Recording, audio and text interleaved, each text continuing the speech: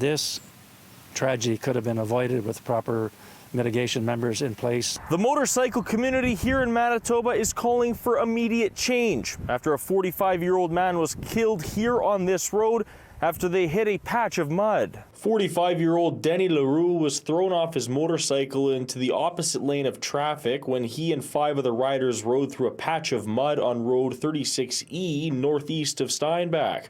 Leroux was struck by an oncoming pickup truck and was pronounced dead on scene, according to Manitoba RCMP. The other 5 riders also fell off their bike but were not injured. Doug Houghton was friends with Leroux, occasionally going on rides with him.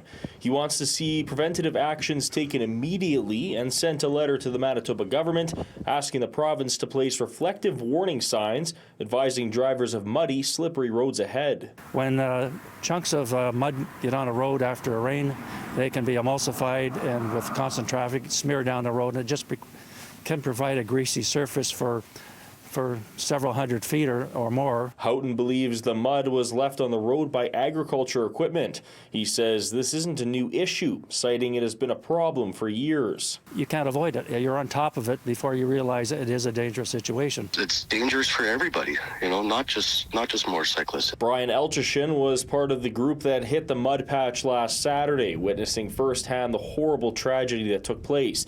He says going through that mud was worse than going through a gravel road or ice. He says he had no control of where he was going. You just had to hang on and hope for the best. I've only been riding motorcycles for seven or 8 years, but I've been a driver since 1991. So I'm not new to highway driving. And this is just something that I've never encountered. Both Houghton and Elchishin agree that the province needs to step up and do something immediately. The Highway Traffic Act prohibits a driver or a passenger of a vehicle to deposit anything on the highway that can injure a person, animal, or other vehicle. We reached out to the province for further comment on this issue, but we did not hear back in time for broadcast deadline.